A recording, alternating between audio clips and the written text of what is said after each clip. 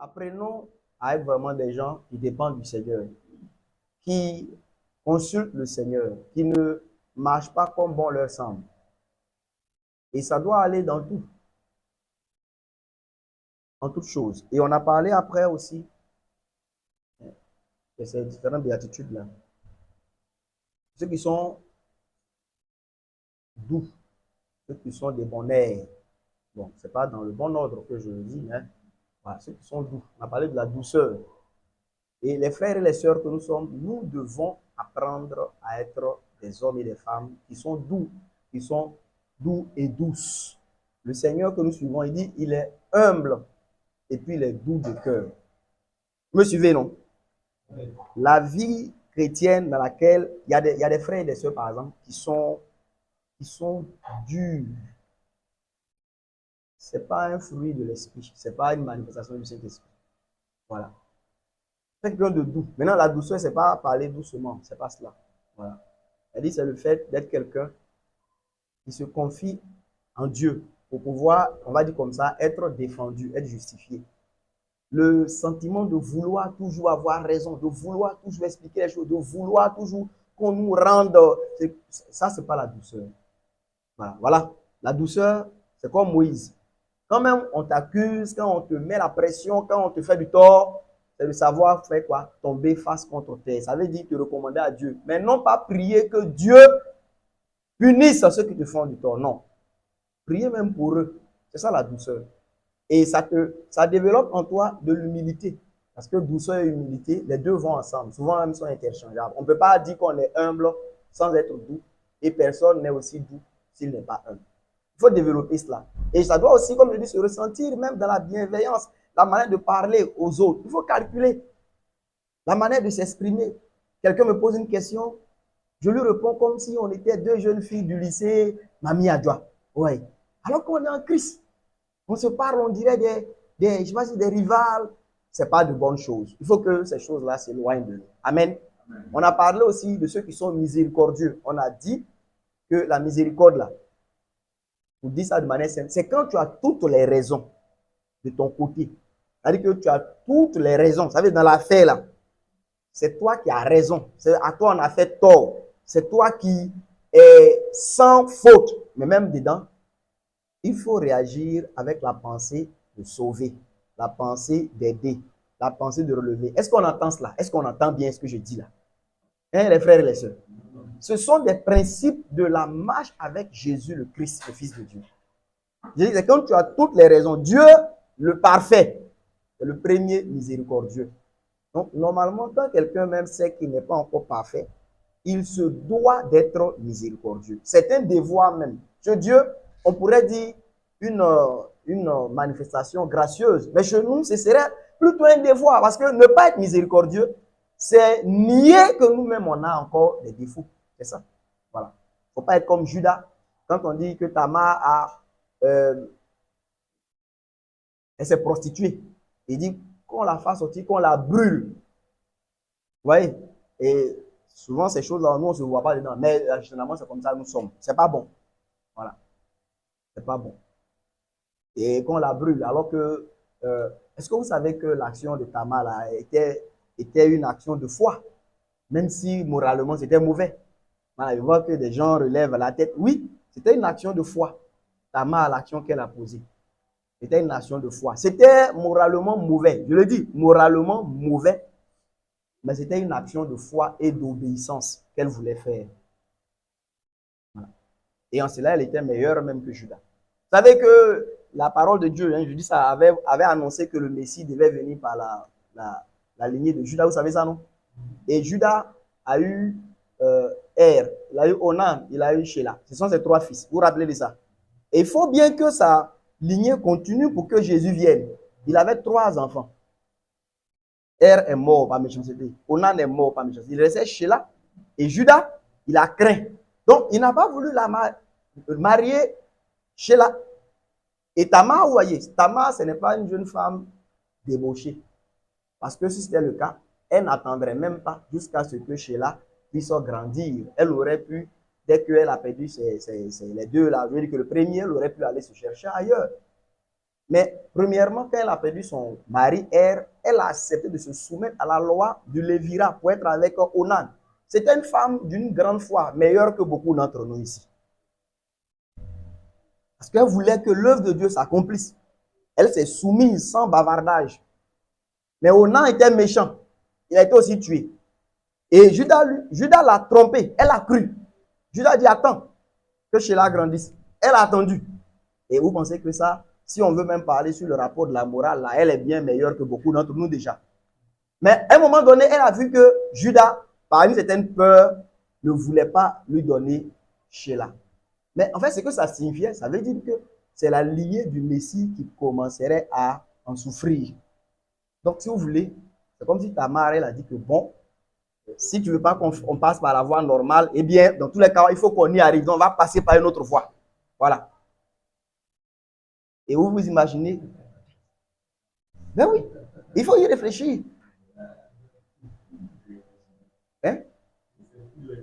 Ben oui, elle dit qu'on va passer par une autre voie parce qu'il faut que la lignée continue. Donc, comme Sheila, tu crains que lui il meure, bon, on va passer par toi-même. Voilà, le père. Vu que Judas, c'est toujours toi. Donc, elle s'est déguisée pour pouvoir aller avec son beau-père. Pourquoi ne pas aller chercher? Si c'était de la prostitution par mauvaise mœurs, elle aurait, c'est pas avec Judas, le père de son mari, qu'elle va aller. Mais je dis que je ne justifie pas. Là, il ne faut pas que quelqu'un dise, ah, pour aider l'œuvre de Dieu, moi, il y a aller le pasteur pour pouvoir faire grandir l'œuvre. Ce n'est pas ce que j'ai dit. Voilà. Voilà. C'est pour que l'église grandisse. Voilà les chaises vides. Donc, voilà, le pasteur, c'est une action de foi et d'obéissance. Non, de grâce. Nous, là, on est très pratique. Voilà, ah, voilà le frère il a dit que, mon cher, le plus important, c'est la foi. Non, allez, voilà, non. Mais je suis en train d'expliquer là, surtout que si on veut regarder dans le fond, la femme, c'est comme Rebecca, je crois, non, avec son fils Jacob. C'est ça, non? C'est Rebecca, non? Ou bien c'est ça, Rebecca, c'est là que la mère de Jacob, non? Voilà. Les deux ont mal agi envers Ésaü. Mais les deux agissaient par la foi. C'était, vous vous rappelez que quand elle était enceinte, Dieu avait dit que les deux enfants-là, le plus jeune, allait être celui qui allait surplanter, qui allait être au devant. Mais le père Isaac, lui, par amour pour la viande, il voulait forcément donner la bénédiction au premier. Mais Rebecca, avec son fils, les deux voulaient accomplir la prophétie. Donc, ils ont dit que, ok, comme Isaac, lui, veut juste manger, donc on va passer par une autre voie. Voilà. Donc, c'était des actions de foi et d'obéissance, voulant que l'œuvre de Dieu s'accomplisse. Jacob, c'est un homme qui aimait Dieu, qui aimait sa promesse. Il voulait faire partie de la descendance du Messie. Ésaü, c'est vrai, il avait la promesse, mais c'était un gars charnel, un gars terrestre. Il dit que, mais quoi, tu veux quoi? Donne-moi à manger, Jacob, donne-moi ton droit d'aînesse. Il dit que le droit d'aînesse. Il est faim, prends. Voilà. Et puis, vous voyez, quelqu'un comme ça, c'est un profane. Ça veut dire que les choses de Dieu, il ne connaît pas sa valeur. Voilà. Et d'ailleurs, Dieu a fait une promesse à Abraham. Abraham est mort, on n'a pas vu. Il a dit qu'Abraham allait devenir le père du monde, il est mort. C'est son grand-père. Voilà, son père aussi, ça veut dire que le fils d'Abraham, Isaac, voilà, il est près de mourir. Promesse là, rien ne prouve même que ça va se faire. C'est pas à cause de ça, je vais mourir de faim. Vous comprenez? Voilà, donc on dit, vous dois le prendre. Voilà, être quelqu'un de profane. Ça veut dire que Ésaü, il avait légalement le droit, mais il n'avait pas la foi, il n'aimait pas les promesses, il n'aimait pas les choses éternelles. Il était l'homme de la chair, c'est l'homme qui il veut les choses vite, vite. Ouais, voilà, afin d'attendre, non, c'est trop long. C'est pourquoi on l'appelle fornicateur. Parce que qu'est-ce qu'un fornicateur? C'est quelqu'un qui refuse d'attendre le mariage avant de pouvoir user de son droit conjugal. Point. C'est un fornicateur. Voilà. Donc, Ésaü, il veut ça maintenant, afin d'attendre promesse, dans combien d'années, tout ça. Voilà. Donc, je reviens pour finir avec le cas de Tamar. Vous voyez que c'est la foi, c'est l'amour de Dieu qui l'a porté à agir ainsi. Mais l'action était répréhensible, était mauvaise. Voilà. C'est bon, après, quand elle a eu commerce avec son père ou avec son beau-père, les deux enfants qui sont nés. Alors, vous savez que c'est de l'un d'eux qu'est descendu Jésus, le Christ. Vous savez ça? Voilà. Bon. Donc, je dis que moralité, l'action est à proscrire. Mais je voudrais dire que Dieu aime beaucoup plus ceux-là qui sont portés par la foi, par son amour, par le désir de voir ses œuvres s'accomplir. Si même dedans il commet des erreurs, il est prêt à les redresser. Plutôt que ceux qui peut-être moralement semblent sans défaut, mais qui n'ont aucun désir vrai pour lui et pour son œuvre. Voilà. Et ça, il y en a beaucoup, comme les Ésaü. Voilà. Jacob, c'était un gars de mauvais comportement, mais il voulait que les œuvres de Dieu s'accomplissent. Donc, soyons miséricordieux. On a parlé de ceux qui pleurent aussi. Voilà, ceux qui pleurent à cause de de l'œuvre de Dieu, de son état, etc. Voilà. Et puis, ceux qui sont doux, on a déjà parlé de ça. Voilà. Après, ceux qui ont faim et soif de la justice. On a aussi dit que les chrétiens, les enfants de Dieu, les disciples de Christ, doivent être des gens qui recherchent la justice en toutes choses. On ne doit pas réclamer justice quand c'est envers nous, mais envers les autres, on ferme les yeux. Quand ça ne nous arrange pas, on ferme les yeux. Ça, c'est pas bon. Voilà, c'est pas bon. Il faut qu'on soit des hommes justes. Voilà. Et Judas, dont on parle tout à l'heure, c'est vrai, il a été très dur envers la faute de Tamar, mais bon, quand elle a prouvé que lui-même, il ne marchait pas droit, il a aussi été humble pour reconnaître sa faute. Voilà, il ne faut pas qu'on soit des gens souvent qui cachons, hein, comme dans le temps, je vous ai dit, au village, on avait un jeune cousin et on avait joué au football avec une équipe. Vous savez, avant au village, nous, on avait des problèmes. Hein. Ça, le fait même d'avoir une culotte qui n'est pas déchirée, c'est quelque chose qui n'était pas très évident. Voilà, nos culottes sont déchirées dans tous les sens. Bon, mais tu regardes, voilà, comment tu peux te débrouiller avec ça. Et on avait joué un match de football avec une équipe qui est venue d'un autre quartier. Bon, vous savez, généralement, les matchs, ça finit toujours avec palabre. C'est palabre qui fait qu'on finit. Voilà, donc il y a palabre. Après, on commence à s'insulter. Bon, ceux qui peuvent se frapper, se frappent, etc. Donc, l'équipe qui est venue là, ils s'en vont chez eux. Et on a un de nos cousins là. Voilà. Il veut les insulter. Voilà. Il y a la route qui est là. Nous, on est derrière. Il a arrêté. Il les insulte. Et nous, derrière, on rit aux éclats. Et les gens là-bas, ils se disent que ça leur fait mal parce qu'ils pensaient que c'est à cause des injures qu'on riait, alors que nous, on riait pour autre chose. C'est que notre cousin, il était arrêté. Ouais, derrière, il y a un buisson là. Il s'est mis derrière le buisson et puis il insulte. Vos culottes déchirées, déchirées. Alors que lui-même, tout son derrière là, tout est déchiré. Vous voyez. Donc, nous, on rit aux éclats. Les gens là-bas, ça leur fait mal. Ils se disent que ils sont en train de mal. Nous. Ouais. Mais nous, on se dit, mais notre cousin, nous, on est derrière là. Je vous dis que sa culotte là, il n'y a rien derrière. Ça veut dire que tout son derrière est dehors. Alors, ne vivons pas comme ça. Vous voyez, non? Voilà, vie chrétienne où on se met derrière les buissons pour. Ouais, les gens qui disent, cette femme-là, elle a. Voilà. Moïse dit, on n'a qu'à la lapider. Toi, tu dis quoi? Alors que souvent, certains, même, il est quitté chez sa maîtresse. Et puis, il passe, il voit un attroupement, il vient lui aussi pour venir juger les gens selon la loi. Il faut faire attention à ça. Vous avez compris, non? Il ne faut pas cacher nos culottes déchirées pour insulter culottes déchirées des gens. Voilà. Et vous voyez que souvent, quand c'est comme ça, on comprend mieux la parole de Dieu. Tout ça, ça nous enseigne. Et on a parlé de ceux qui ont le cœur pur aussi. Voilà. La pureté de cœur. Amen. Garde ton cœur plus que toute autre chose qu'on garde. Ça, c'est la traduction Osterwald.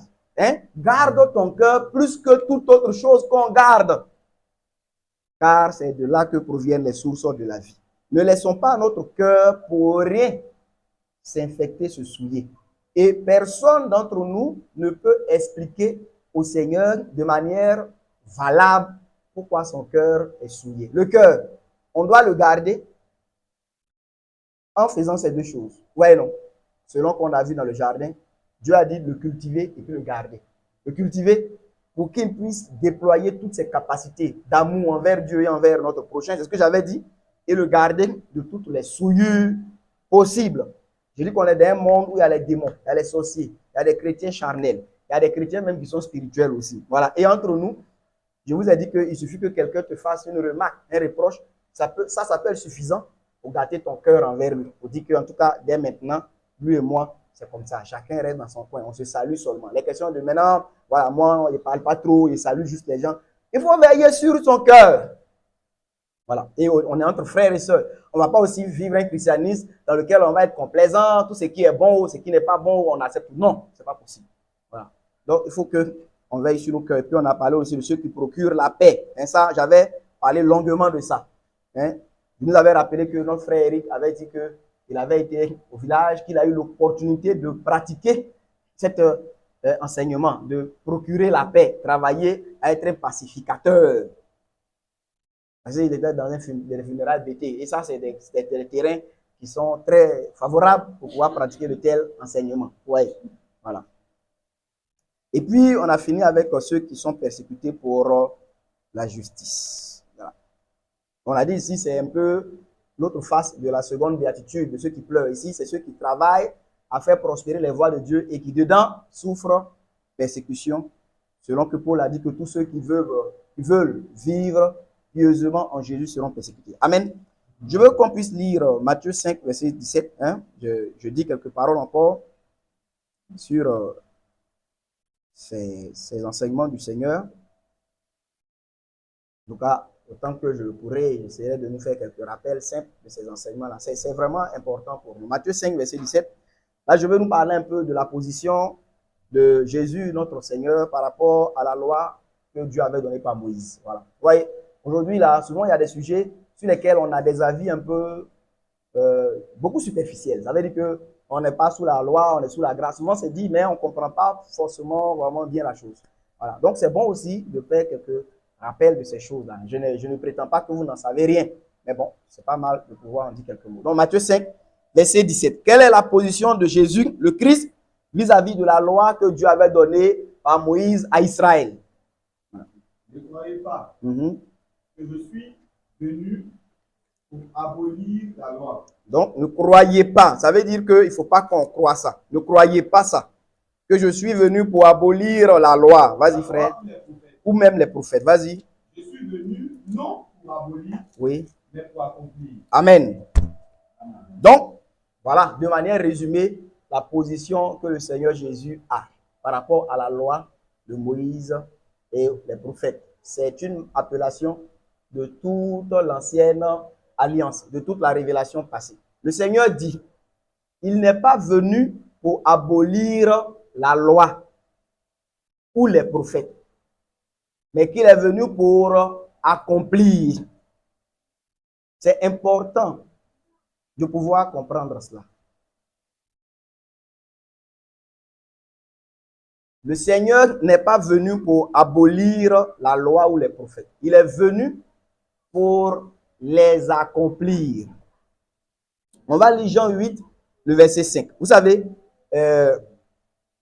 avant que le Seigneur Jésus ne vienne sur terre, je vais dire comme ça, il y avait une révélation de Dieu en vigueur.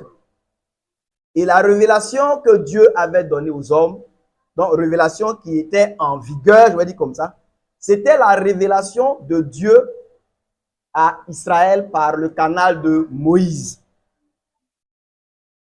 Donc, il était important, vous savez, les contestataires du Seigneur, ses opposants, l'un de leurs points, on va dire comme ça, des points fondamentaux, donc l'un de leurs points fondamentaux, un point important, par lequel ils voulaient juger le Seigneur, c'était quelle est sa position par rapport à la loi de Moïse, ou bien par rapport à Moïse, simplement.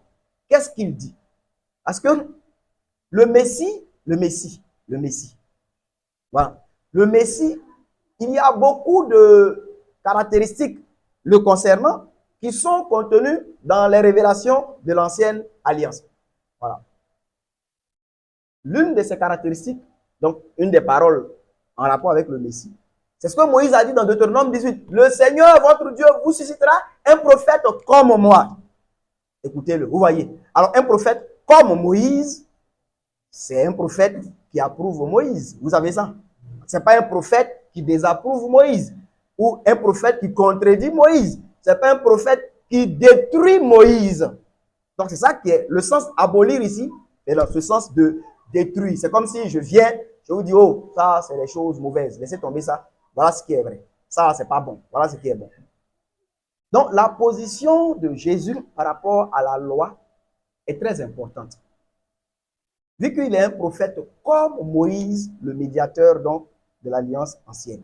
Il faut donc qu'il soit un prophète qui approuve Moïse. Et je veux que vous sachiez que dans la déclaration du Seigneur ici, il montre qu'il approuve pleinement Moïse et les prophètes. Il dit qu'il n'est pas venu abolir. Ce qui veut dire que le Seigneur se présente même comme quelqu'un qui vient dans la continuité de la révélation et de l'œuvre entamée par Moïse et les prophètes. Donc, il n'est pas leur opposant. Il n'est pas quelqu'un qui vient, si vous voulez, s'opposer à Moïse et aux prophètes. Non, il vient parfait, il vient accomplir, il vient, si vous voulez, nous faire entrer dans la pleine manifestation du but même recherché dans le fond par les communications que Moïse et les prophètes ont données. C'est très important de retenir ça. Amen. Il y a des chrétiens même à qui peut-être souvent, on enseigne même souvent. Voilà. Il y a des endroits où on ne lit même pas l'Ancien Testament. Voilà. Parce que l'Église, c'est le Nouveau Testament. Mais ça, c'est très grave. C'est très grave. Je le dis c'est être un oiseau qui ne vole pas avec ses deux ailes. C'est pas bon. Et c'est quelque chose qui fragilise aussi, souvent même la connaissance que nous avons de Dieu et de ses voies dans cette alliance dans laquelle nous sommes. Donc, lisons Jean 8, le verset 5. Il faut que l'on comprenne la position de Jésus, le Christ, par rapport à la loi et les prophètes. Jean 8, verset 5. Qu'est-ce qui est écrit? On lit ça rapidement, s'il vous plaît. Moïse, dans la loi, oui, vous a ordonné de lapider de telles femmes. Voilà. Quoi donc, que dis-tu? Vous voyez, non? C'est dans le cas de la femme qu'on avait pris en adultère. Vous voyez ici, Moïse a dit ça. Toi, tu dis quoi? Comme je vous le dis, c'est un test rapide. Hein?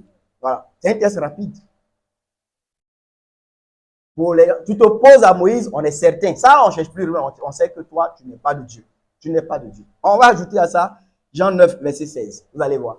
Donc, la position de Jésus par rapport à Moïse. Donc, quand on dit Moïse ici, c'est aussi un résumé de toute la révélation ancienne.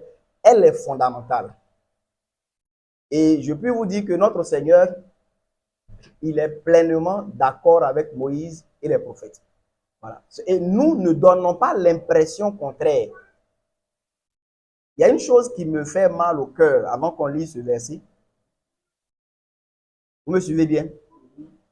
Cette chose qui me fait mal au cœur, c'est en grande partie le rejet de la sagesse de Dieu par la grande majorité de ce qu'on appelle Église ou le christianisme. Rejet de la sagesse de Dieu dans la mise en pratique des enseignements du Seigneur, sur toute chose. Vous savez, l'un des dégâts que ce rejet de la sagesse de Dieu, quand il parle de la sagesse de Dieu, la révélation du Seigneur, sa doctrine, les dispositions dans son Église, dans son œuvre, telle qu'il a disposé les choses, cette sagesse, l'un de ses buts, c'était d'exciter le peuple juif à la jalousie, afin de les porter au salut. Parce que l'Église, gardant sa pureté, gardant son modèle, gardant les voies que Dieu lui avait communiquées, exciterait le peuple juif à la jalousie pour, à la limite, leur faire voir que, mais regardez, votre grand Dieu, le Dieu d'Abraham, ben voilà, c'est lui qui se manifeste au milieu des nations, dans les églises. Vous vous rappelez que Paul disait quelque part qu'il glorifie son ministère. Il dit, c'était une manière même, par cette application à ce ministère, de pouvoir exciter, voilà, quelques-uns de sa nation à la jalousie, afin de les porter au salut. Mais quand il dit ça, il veut dire que le sérieux avec lequel il était dans le ministère, la force de Dieu l'accompagnant, les actions du Saint-Esprit, la sagesse pour, vous voyez, prendre les nations qui sont, la plupart, vous voyez, à Corinthe comme ça, les gens avaient des cultes idolâtres abominables, hein, on pratique la prostitution sacrée. Si tu vas aller adorer, tu arrives, il y a des prêtresses qui sont des prostituées, tu en choisis une et tu t'en vas adorer avec elle. Vous voyez, c'est des choses horribles. Mais quand dans l'évangile, quand dans la prédication de l'évangile, dans la doctrine de Christ, ces nations qui étaient plongées dans l'idolâtrie au point où les Juifs, à la limite, les considéraient comme des chiens, des gens avec lesquels il ne faut même pas avoir de rapport, quand on les voit sanctifiés, on les voit justifiés, on les voit transformés et on les voit marchant dans une pureté, une sainteté, dans l'obéissance aux voies du Dieu d'Israël. Et puis, par exemple, les Juifs, ils vont toujours à la synagogue, ils pratiquent toujours le Shabbat, ils essaient toujours de faire rouler les choses, mais ils verront par exemple que la main du Seigneur n'est plus avec eux. Ils verront que la main du Seigneur est avec ces nations, ces gens-là qu'ils méprisent en grande partie. C'est des choses qui les porteraient, par exemple, à pouvoir ouvrir leur cœur, voyant leur sécheresse, voyant leur manque donc de véritable révélation de Dieu, ça ouvrirait leur cœur, par exemple, à l'évangile. Mais l'une des choses que le diable a réussi en jetant la confusion dans l'Église, c'est l'endurcissement encore du peuple juif par rapport aux choses qu'ils voient dans l'Église. Je me rappelle une année, pour ceux qui ont vu ça, à une fête dite de Noël, il y a eu un rabbin, voilà, un rabbin, donc comme on les appelle, les rabbins, les enseignants judaïques, là, qui a fait une vidéo où il exposait toutes les sources comment on appelle ça, païenne de cette fête de Noël. Et vous savez, les Juifs, regardez, ils sont un peu comme les Arabes. Hein. C'est des gens, oui, ils ont beaucoup de défauts. Mais en général, quand ils veulent faire une chose, ben, ils sont dedans. Voilà. Quand ils le veulent, ils sont dedans. Donc pour eux, cet homme, il expliquait que, bon, ça, si vous voulez, ça ne peut pas être le Dieu d'Israël, qui est un Dieu, vous savez, qui a l'idolâtrie en horreur. Ça, il n'a pas changé. Ils disent que non, il ne peut pas. Pour eux, les chrétiens, ils ne peuvent pas être le peuple avec lequel marche le Dieu d'Abraham. Parce que, par exemple, regardez, ben, c'est les gens qui se trouvent en train de faire des fêtes que même des païens même savent que c'est de sources païennes, mais ils veulent expliquer cela. Et il expliquait dans sa vidéo. Et vous voyez, c'est juste un petit exemple pour montrer que, par exemple, ça va les conforter dans le fait que, non, soyez tranquille, le Messie qu'ils professent là, ce n'est pas le vrai. Parce que, regardez pour preuve, ils sont dans des fêtes abominables, des fêtes idolâtres. Voyez au milieu d'eux, c'est une grande confusion. Quand on voit, par exemple, vous savez, par exemple, que dans les Juifs, par exemple, vous savez, c'est pas une chose à reproduire dans l'église, il y a des gens qui le font. Mais par exemple, pour ceux qui les ont côtoyés un peu, la place de l'homme, la place de la femme, ah non, ce n'est pas des choses dans lesquelles il y a de la confusion. Même dans leur rassemblement, ils ne s'asseyent même pas de manière mélangée comme on le fait.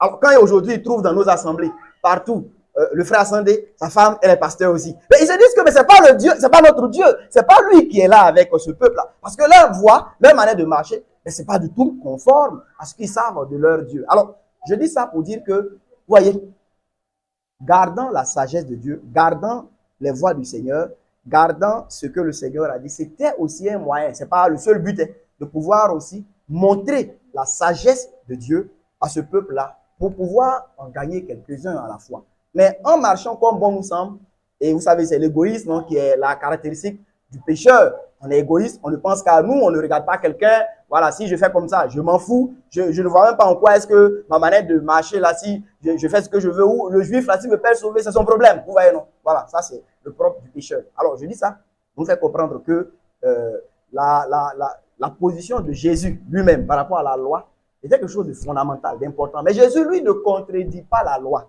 Il ne détruit pas la loi. Alors, je disais ça pour nous faire comprendre que nous, qui par exemple le suivons, vous savez que nous également, on ne contredit rien de la loi. Paul a dit, je sers, selon la voie qu'ils appellent secte, je sers ainsi le Dieu de mes pères, croyant tout ce que disent la loi et les prophètes. Vous avez déjà lu ça, non?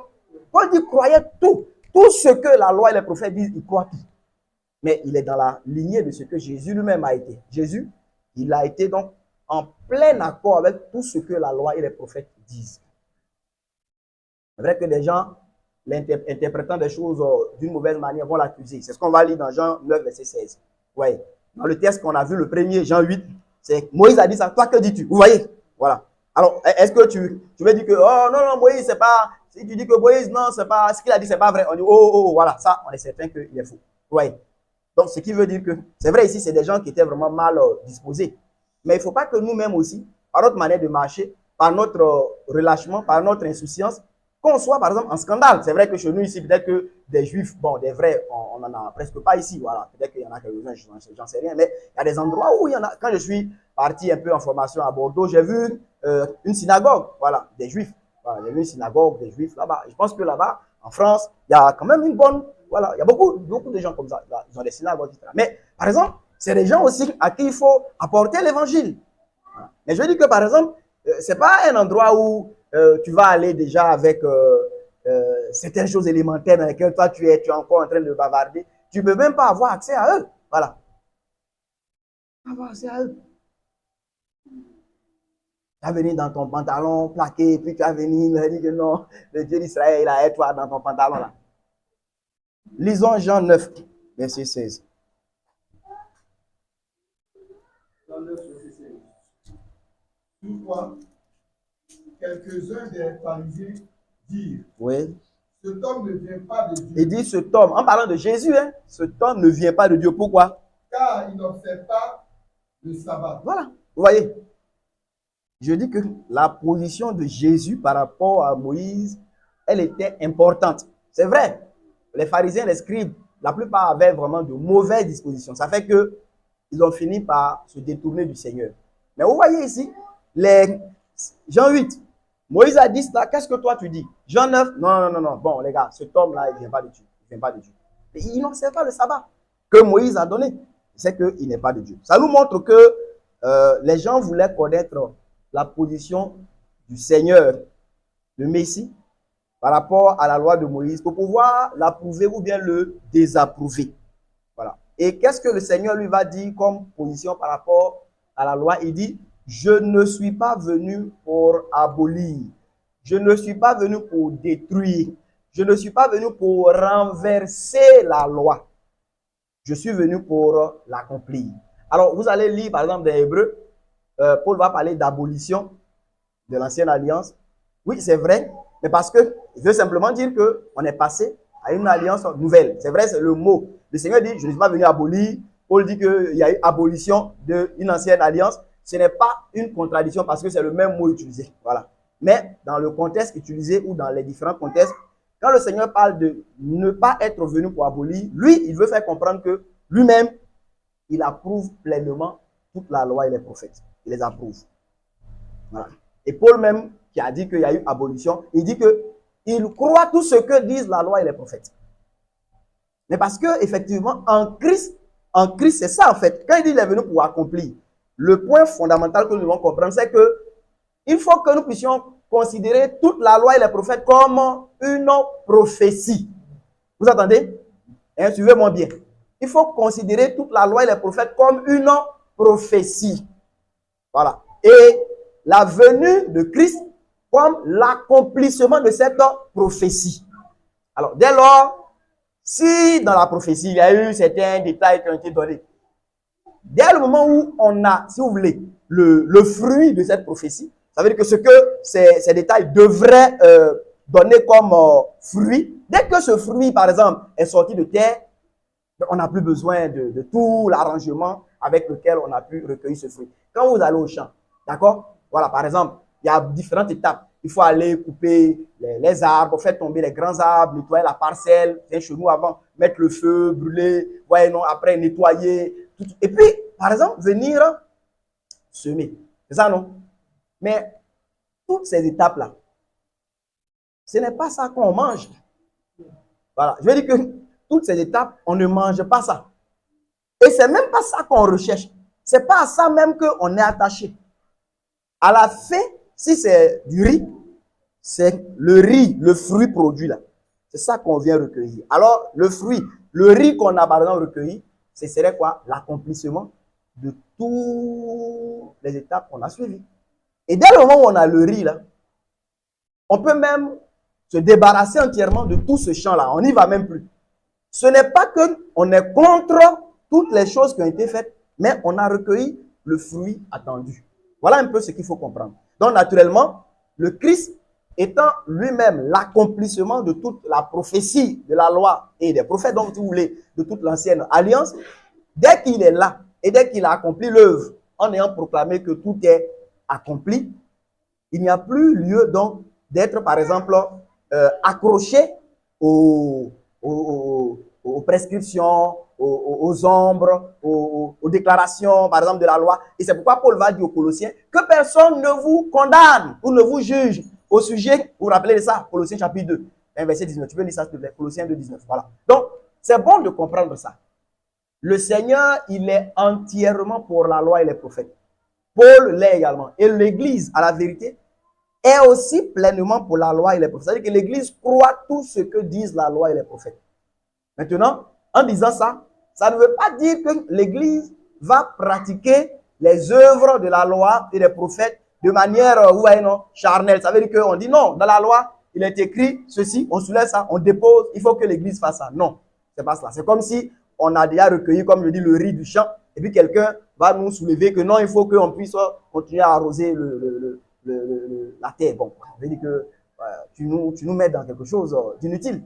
Voilà. Donc, lis Colossiens 2, verset 16, ok. Que personne donc ne vous juge au sujet du manger ou du boire. C'est ça. Que personne ne vous juge au sujet du manger ou du boire. Suivez s'il vous plaît, soyez attentifs. Et puis, au sujet d'une fête. Ou au sujet d'une fête. D'une nouvelle lune. Ou des sabbats. Ou des sabbats. C'était l'ombre des choses à venir. Ouais, non, il dit c'était l'ombre des choses à venir. Mais le corps est en Christ. Donc la réalité, le corps est en Christ. Tu veux t'arrêter là. Voilà. Et vous voyez, ces tests-là, aujourd'hui, nous, on n'en trouve pas forcément l'utilité. Mais qui a déjà rencontré ceux qu'on appelle des adventistes du 7e jour? Vous voyez, non? Bon, peut-être pas tout le monde, mais quelques-uns. Dans le temps, au carrefour de Académie, il y avait une femme qui avait beaucoup de zèle. Elle venait chaque dimanche matin prêcher le sabbat. Voilà, et prêcher et condamner tous ceux qui sont en train d'aller à leur culte de dimanche. Voilà. Qui l'a déjà rencontré là-bas? Voilà, voilà. Donc, elle aussi, je ne suis pas sûr. Voilà. Donc, par exemple, elle était là et elle était chaque dimanche prêchant vigoureusement le sabbat. Voilà, et condamnant les gens. Bon, comme c'est une maman, sinon il aurait bien voulu l'approcher pour dire, mais maman, c'est pas ton rôle ça, tu vois. Voilà. Avant de condamner les autres aussi, il faut regarder qui t'a demandé de faire ce que tu es en train de faire là. Voilà. Ça, c'est pas le Seigneur qui t'a demandé ça. Mais vous voyez, par exemple, c'est ça que Paul disait, c'est pas que quelqu'un vous condamne au sujet d'un sabbat. Alors, est-ce que les chrétiens observent le sabbat? Oui. Vous entendez ça? Voilà. On observe le sabbat par la foi obéissante. Et notre jour de sabbat, ce n'est pas le samedi, ça s'appelle aujourd'hui. Amen. Voilà. Donc, vous voyez que, suivez bien, suivez bien. Voilà, ce n'est pas que, vous voyez que finalement, nous on croit tout ce que la loi et les prophètes disent. On observe le sabbat. Est-ce que les chrétiens fêtent la Pâque? Oui. Ça se trouve dans 1 Corinthiens 5. Christ, notre Pâque, a été immolé. Alléluia. Est-ce que les chrétiens fêtent... Sur le sabbat là, oui. Tu as dit que notre jour de sabbat s'appelle aujourd'hui. Ok. Bien précisé, ne pas croire que c'est vendredi. Ah, d'accord. Ok, grand frère, c'est compris. Voilà, donc c'est vrai qu'aujourd'hui est notre vendredi. Voilà, mais effectivement, en disant aujourd'hui, c'est pas pour dire le jour de vendredi. Voilà, mais le aujourd'hui qui est intemporel, vous voyez, non? C'est aujourd'hui, si vous entendez ma voix. C'est aujourd'hui. Si demain samedi, quand on sera au samedi, ça sera toujours aujourd'hui. C'est pour dire que le jour du sabbat nouveau, et les Écritures le précisent, Hébreu dit que Dieu a fixé un nouveau jour. Voilà. Donc, ce n'est plus le 7e ni le 8e, mais c'est le jour qui s'appelle aujourd'hui. Si vous entendez ma voix, n'endurcissez pas vos cœurs. Parce que ceux qui ont entendu la voix hier, qui avaient reçu le sabbat dans la chair, on va dire du samedi, mais qui ont endurci leur cœur, finalement, ils ne sont pas rentrés dans le repos. Parce que le sabbat, c'est le repos. Et vous voyez, le samedi, le corps peut se reposer.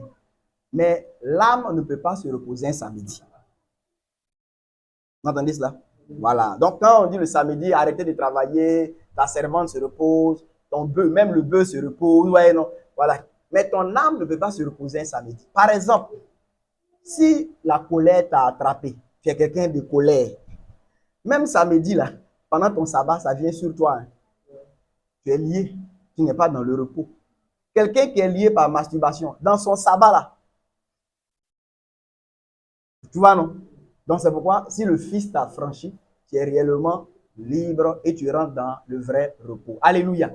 Voilà. Donc, nous fêtons le sabbat. Nous fêtons la fête de Pâques par la foi dans le sacrifice de Christ qui nous délivre de la condamnation méritée par nos péchés.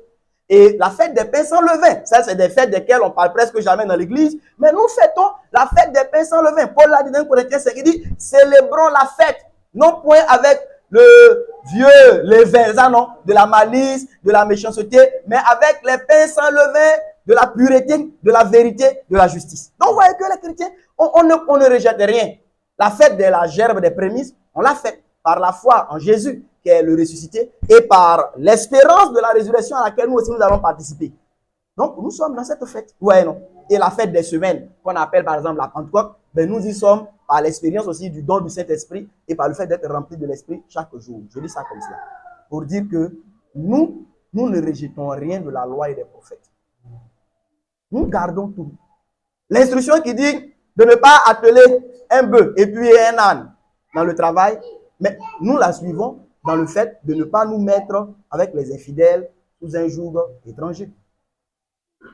Amen. Amen. Voilà. L'instruction de ne pas emmuseler, c'est ça non? Le bœuf qui foule le grain, nous la gardons par le fait que nous permettons à nos enseignants. Galates 6, verset 6. Hein? Galates 6, verset 6. Il faut lire ça. Galates 6, verset 6. Nous permettons à ceux qui nous enseignent, comme le frère Eric, hein? Comme le frère Assandé, qui vous enseigne. Ça, c'est un commandement du Seigneur. Hein. Nous permettons à ces frères-là de participer à tous nos biens. Galates 6, il faut lire ça, Gauthier. Galates 6, verset 6.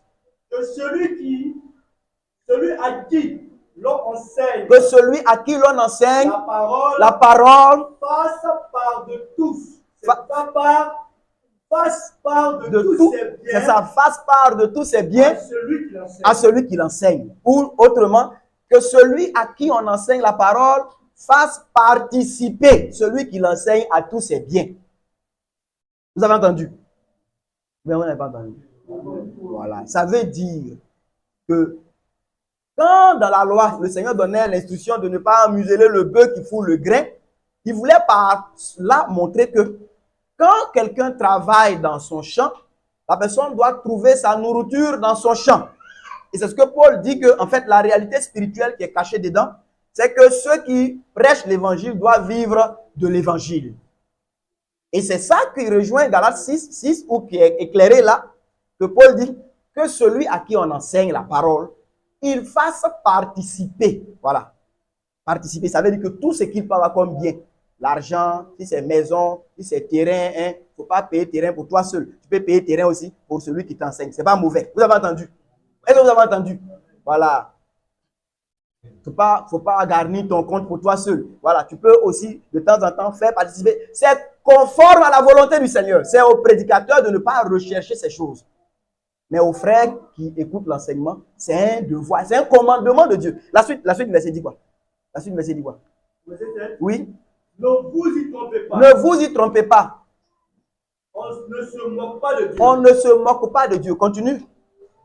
Ce qu'un homme aura sémé, il le moissonnera aussi. J'ai dit que la dernière fois à notre réunion ici sur le Konoma, j'ai dit que vous voyez, je crois l'un des blocages aussi qui font que au milieu de nous, souvent des témoignages, c'est vrai que ce n'est pas les meilleurs témoignages, mais les témoignages de la faveur de Dieu dans nos activités, la faveur de Dieu dans nos travaux, la faveur de Dieu dans nos entreprises. C'est les choses qu'au milieu de nous, on voit de moins en moins parce que les aspects financiers, la plupart, on est négligent là-dessus. Voilà, parce qu'on enseigne la libéralité. Donc, bon, chacun utilise comme bon lui semble ses biens. Mais le principe d'honorer Dieu avec ses biens, de pouvoir mettre Dieu au premier plan, de penser au Seigneur, à notre Père, et de pouvoir, par exemple, donner, même au-delà, comme les Macédoniens, au-delà de ce que nous avons, pour la prospérité de l'œuvre de Dieu. J'ai dit que certains d'entre nous, on pense que si on veut faire, par exemple,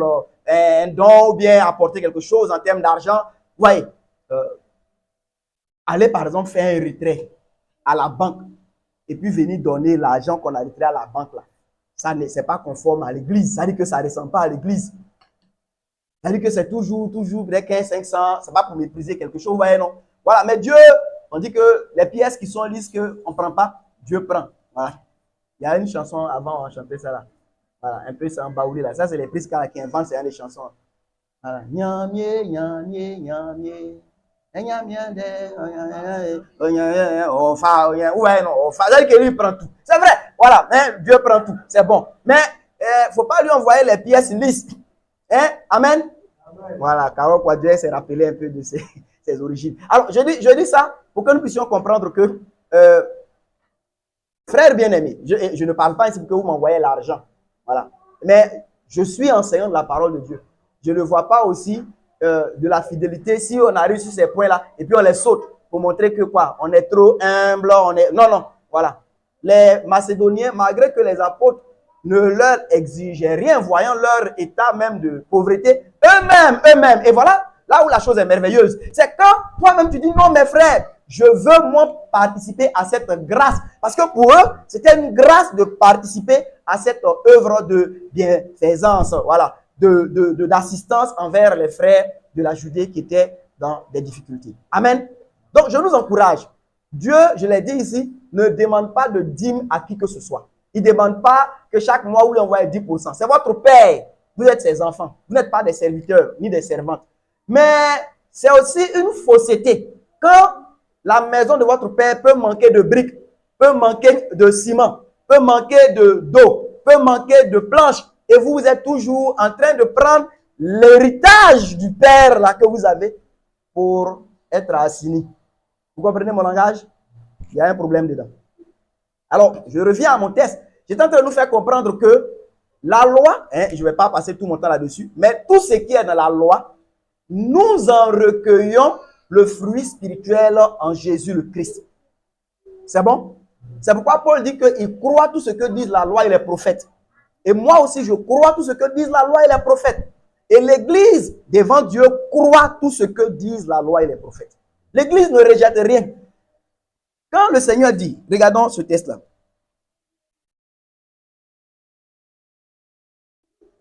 Je crois, Matthieu 5 toujours, et on avait lu le verset 17, non? Voilà, où il va parler d'un seul iota. On va lire ça, Matthieu 5. C'est pour faire comprendre le sérieux, la rigueur. C'est le verset 18 maintenant, non? 18, jusqu'au verset 19. Lis ça pour nous, s'il te plaît.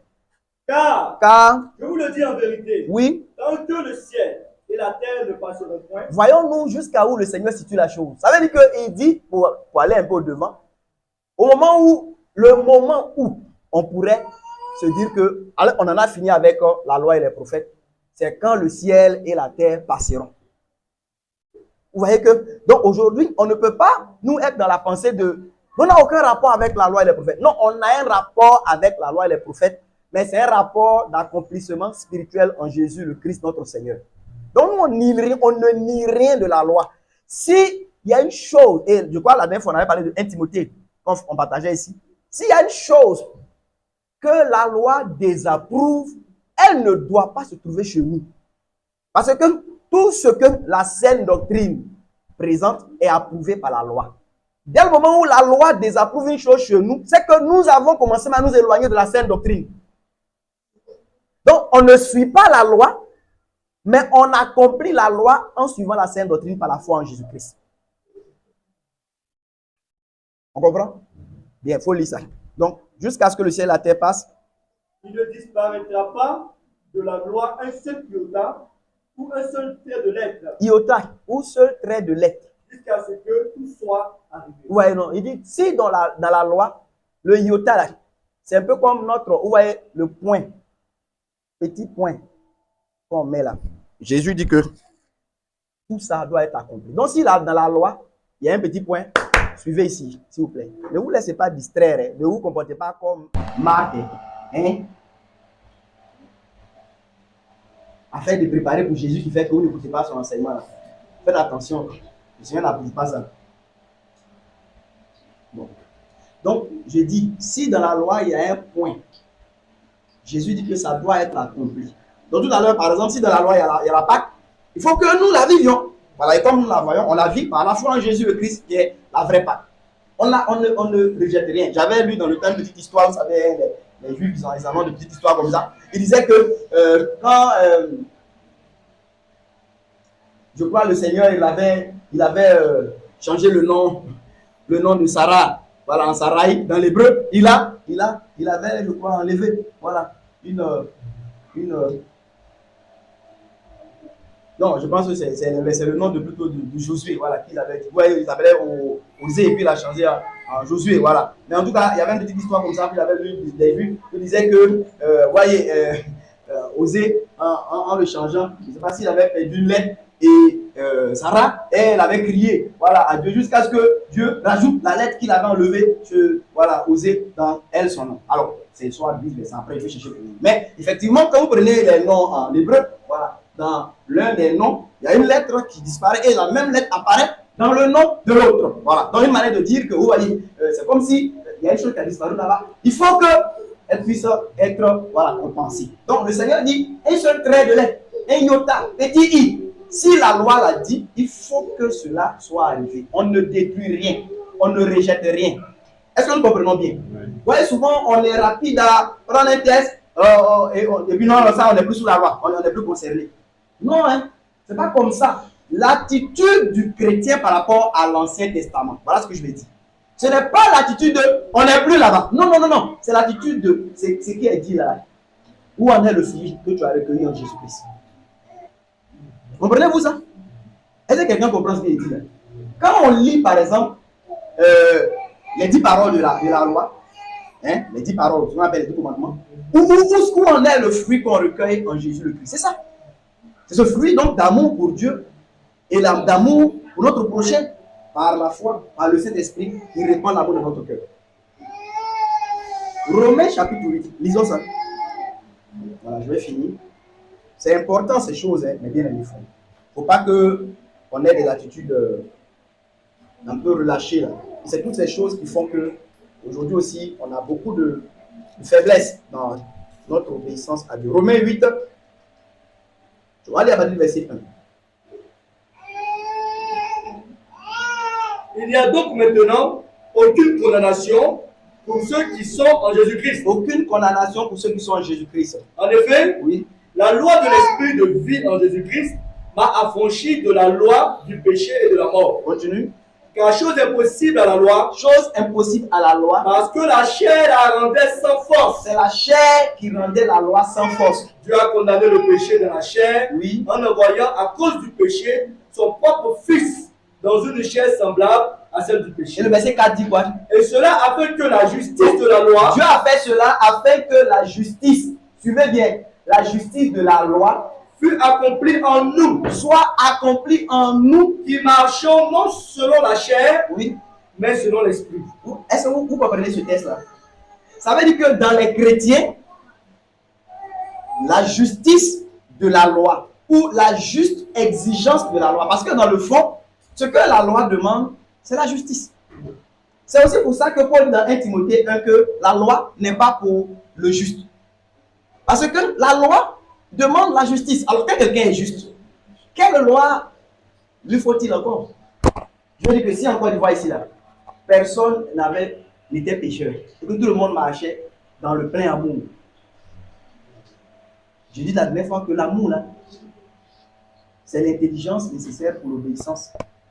Mais comme on en manque, ou bien dans nos cœurs, ce n'est pas suffisamment complet, c'est pourquoi aussi qu'on nous demande souvent des commandements.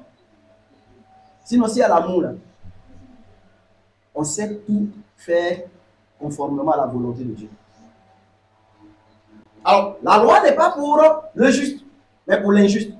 Et la loi demande la justice, la vie de justice. Et Paul dit ici que, si vous voulez, au travers de l'œuvre de Jésus, la justice que la loi demande là est accomplie en nous. Vous comprenez, non? Donc, ce n'est pas qu'on n'est plus sous la loi. Donc, c'est que, si vous voulez, la justice de la loi, la justice que la loi demande, bon, on n'en a que faire, on fait ce qu'on veut, vous voyez, on vit comme bon nous semble. Non, non, non, non, pas du tout. Et il précise même que cette justice est accomplie en nous qui marchons quoi? Non selon la chair, mais selon l'esprit. Ça veut dire que même quand tu es chrétien et que tu n'apprends pas à marcher selon l'esprit, tu vas toujours être donc dans l'injustice. Et du coup, la véritable justice n'est pas accomplie en toi. Paul dit que par la foi, nous établissons la loi, ou bien nous confirmons la loi. Ça, c'est, je crois, c'est les Galates qui dit ça. Amen. Donc, frères bien-aimés, le Seigneur, pour finir, dit qu'il n'est pas venu pour abolir la loi ou les prophètes, mais il est venu pour les accomplir. Il est venu pour réaliser le but de la loi. Comme on l'a dit, on considère la loi comme une prophétie. Le Seigneur en est l'accomplissement. Voilà. Il réalise le but de la loi et les prophètes et il nous fait entrer dans la réalité de la loi et des prophètes. C'est pourquoi Paul a dit là-bas qu'il ne faut pas que quelqu'un, vous voyez, aujourd'hui on est dans le sabbat de Dieu, il ne faut pas que quelqu'un vienne vous condamner parce que vous ne respectez pas un sabbat de samedi. Voilà. Regardez, venez à moi, vous tous qui êtes fatigués, chargés, ça non? Je vous donnerai du repos. Et le Seigneur dit, vous trouvez le repos pour vos âmes. Vous voyez, non? Et je vous ai dit que le samedi, le corps peut se reposer. Mais l'âme ne peut pas se reposer le samedi. Voilà. L'âme se repose par la foi obéissante en Jésus-Christ. Amen. Amen. Donc, on ne peut pas, nous, par exemple, être dans le repos de l'âme et puis, ne connaissant pas cette merveilleuse grâce de Dieu pour nous, on va laisser quelqu'un venir nous remettre encore sous des observances de jours. Et vous voyez, il y a certains chrétiens, je crois, certains groupes de chrétiens qui, par désir de fuir les mauvaises choses établies par le catholicisme, ils se sont finalement repliés sur des réunions d'église les samedis. Voilà. Bon. Si pour certains problèmes, soit dans le pays où tu es, soit si vous décidez de vous rassembler samedi, c'est ce que Paul disait. L'un estime que tous les jours sont égaux, donc samedi, c'est la même chose que dimanche. Bon, il n'y a pas de problème si c'est dans une telle pensée. Mais je trouve mauvais quand des chrétiens se rassemblent samedi, surtout dans la pensée du sabbat. Ça, par contre, je trouve ça mauvais. Voilà, parce que si on étudie l'écriture sans parler du catholicisme, on trouvera des textes qui soutiennent clairement des rassemblements du premier jour de la semaine des chrétiens. Voilà. Dès la résurrection, qui est constatée, voilà, le premier jour de la semaine, donc il correspond au dimanche, tôt le matin. Le soir, les frères ont eu leur première réunion avec Jésus au milieu d'eux. Vous avez vu ça, non? 8 jours plus tard, ce qui veut dire un autre dimanche, ils ont eu une autre réunion. C'était là symbolique. Voilà. Et à 3, Paul parle de la réunion du premier jour de la semaine pour rompre le pain. Dans 1 Corinthiens 11, dans les versions comme David, il parle de la scène dominicale, qui est donc dominicale pour dire dimanche. Voilà. Dans Apocalypse 1:10, si vous lisez dans les versions comme David ou bien David Martin, Jean dit, il a été ravi en esprit un jour de dimanche. Voilà. Généralement, on traduit par le jour du Seigneur. Mais c'est un jour de dimanche. Oui. Alors pourquoi le dimanche?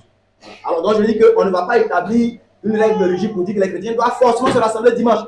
Mais si on veut rechercher la pensée du Seigneur, même pour un jour de rassemblement particulièrement, c'est bien le dimanche.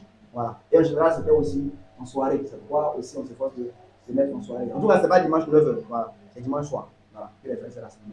Alors, je dis que le retourner, mais ça, comme on dit, quelqu'un peut considérer tous les jours égaux. On ne fait pas d'histoire. Paul dit, c'est qu'un frère pense que si je vais dire des réalités font que les frères se rassemblent mercredi pour communier, il n'y a pas de problème. Voilà. Mais s'ils le font dans la pensée que non, c'est le samedi qui est le sabbat, ils retournent à des ombres qui ne sont pas utiles. Ce n'est pas utile. Amen. Amen. Si un frère ne veut pas manger porc parce qu'il a vu que dans porc, il y a tel. On dit, il y a les trucs dedans, ça peut te faire mal au ventre, voilà, comme tu manges porc, tu as mal au ventre, etc. Ok. Mais s'il ne mange pas porc parce que dans la loi, porc était impur, il est tombé. Il est retourné à quelque chose de mauvais. Vous comprenez? Voilà. Donc, nous, on peut, comme je dis, librement décider de ne pas faire telle chose ou faire telle chose. Mais il faut que ça soit dans la liberté du Seigneur. Si on le fait dans la pensée de retourner, voyez, à des fêtes, à des nouvelles lunes, à des fêtes de Pâques, à des fêtes de Pentecôte, à des fêtes de ceci, à des fêtes de cela, éloignez-vous de toutes ces choses, frères bien-aimés. C'est certainement des choses peut-être qui sont simples dans leur manifestation, mais c'est une infidélité envers le Seigneur. Paul dit, vous qui voulez vous soumettre à la loi, n'entendez-vous pas ce que dit la loi? Est-ce que vous pouvez soutenir la loi? Est-ce que vous pouvez marcher selon la loi? Si tu portes ton chaussure en cuir, là, tu es en train de violer la loi. Hein. De manière, je dis que dans la chair, là, parce que c'est peau d'animal qui est là comme ça, voilà, tu es en train de toucher un corps mort. Est-ce qu'on peut soutenir ça? Hein, mes frères et sœurs? Non. Tu marches dans la rue, voilà ici, voilà. Souris que moi, quelque part, ton pied touche, tu es impur. Si quelqu'un qui est en haut là-bas, il a craché sur toi, tu es impur. Est-ce que tu peux t'en sortir avec ça? Dieu dit dans Ézéchiel, je leur ai donné des commandements qui ne sont pas bons. Vous savez, la loi, il a pris ça pour enchaîner le peuple d'Israël dans leur cœur charnel et idolâtre. Et le jour où il a donné, ils ont dit, nous ferons cela. Moïse dit, ok, allons-y. Et après, Pierre dit, ni nous, ni nos pères n'ont pu suivre ça. Il ne faut pas, on va retourner là-bas, dans Actes chapitre 15. Josué dit, vous ne pourrez pas servir l'Éternel. Il dit, quoi? On peut. On va servir. Vous avez déjà lu ça, non? Mais il dit que vous ne pouvez pas. La loi, elle a été donnée pour fermer la bouche des hommes. Voilà. Parce que vous savez, nous les hommes, on aime beaucoup bavarder. Donc souvent le Seigneur, il laisse jusqu'à ce qu'on se trouve devant le mur et dit, qu'en est-il? Il dit, vraiment, Seigneur, c'est toi qui avais raison. Comme Pierre. Il dit, cette nuit, vous allez tous m'abandonner parce qu'il est écrit, je frapperai le berger. Et le troupeau va se disperser. Le Seigneur, il a dit qu'ils vont l'abandonner parce qu'il est. Pierre dit, ça va arriver.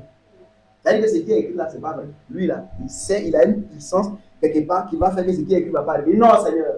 Même si ceux-là, les gens, les trucs là, Thomas, ceux-là, c'est qui ne vont pas durer. Même moi, il y a là la mort. Jésus dit que c'est toi-même là, avant que le coq ne chante 2 fois. Tu vas dire 3 fois que tu ne m'as jamais connu. Il a dit moi, c'est pas possible. Bon, les autres aussi ont dit nous aussi. Vous savez, quand elle s'est engagée comme ça, vous restez comme ça, on dit ah donc vous êtes déjà prêt à me laisser. Il dit moi aussi. On dit ok. Je a dit que exercice avant ce temps-là, venons à prier 1 heure. Vous en allez bailler.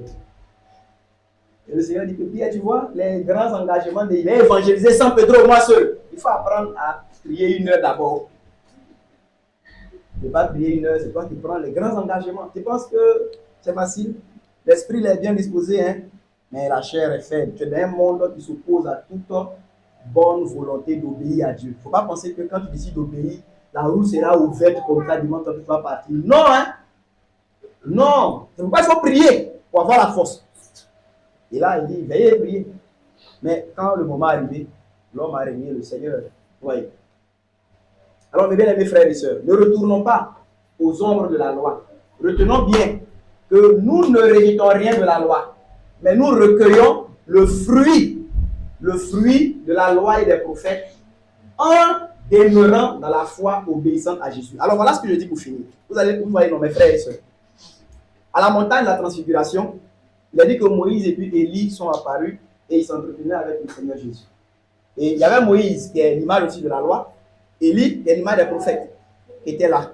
Il parlait avec Jésus, le Fils qui est venu avec la grâce et la vérité. Amen.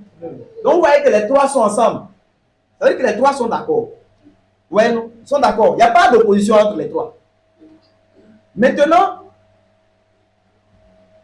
le Père, il se manifeste dans cette nuée lumineuse, il est court, et puis il retire Moïse, il retire Élie, et quand le Fils reste seul, il dit aux apôtres, les témoins, celui-ci est mon Fils bien-aimé, écoutez-le. Ouais. Voilà. Donc ça veut dire que la loi et les prophètes ont passé le relais au Fils. Donc, dès que quelqu'un suit Jésus et lui obéit, Moïse et puis Élie l'approuvent. Dès que quelqu'un conteste Jésus, quelqu'un discute avec Jésus, Moïse et Élie le condamnent. Si quelqu'un obéit à la doctrine du Fils, Moïse et Élie, c'est les témoins devant le Père qui a dit d'écouter le Fils. Si tu écoutes le Fils, qui est Moïse? Qui est Élie? Ce sont des colonnes, des témoins qui sont devant le Seigneur. Donc, ils approuvent celui qui écoute le Fils, à qui le relais a été passé par la parole du Père dans cette gloire magnifique. Amen. Amen. Mais si tu discutes, si tu contestes, si tu résistes au Fils, comme on l'a dit tout à l'heure, tu commences à avoir des œuvres qui ne sont plus conformes à cette doctrine, alors la loi va commencer à te condamner. C'est pourquoi quelqu'un qui obéit au Fils, il ne peut pas être jugé violant la loi. Vous comprenez, non? Violant le sabbat, violant les questions d'animaux. Il y a vu ici une vidéo d'un groupe même de juifs, des juifs qui sont en Côte d'Ivoire. Ils ont déjà vu ça, non? Des juifs qui sont à Cocody quelque part là-bas, là. Ils préparent la sauce graine, ouais, des juifs qui mangent sauce graine, tout ça, ici. Ouais. Les baouins, tout ça, des juifs qui mangent baouins. Alors je dis ça pour dire que souvent les hommes, l'Ecclésia dit que Dieu, il a créé les hommes droits, ouais, non. Mais nous-mêmes là, on a cherché beaucoup de problèmes. Toi, tu es bourreau, tu es bêté. Jésus nous a libérés pour nous donner la nouvelle alliance. Sinon, tu es juif, tu as petit truc sur ta tête, alors que tu manges encore sauce graine, riz, baouin, tout ça. Pourquoi c'est fatigué comme ça? Mal le fouiller, non, nous-mêmes, c'est un baouin qui est caché, un baouin qui est... C'est quoi tout ça? On ne mange pas escargot, on ne mange pas... C'est quoi tout ça là? Que le Seigneur vous bénisse. Mais mangez tout. Mangez tout. Voilà. Ne vous fatiguez pas. Donc j'ai fini.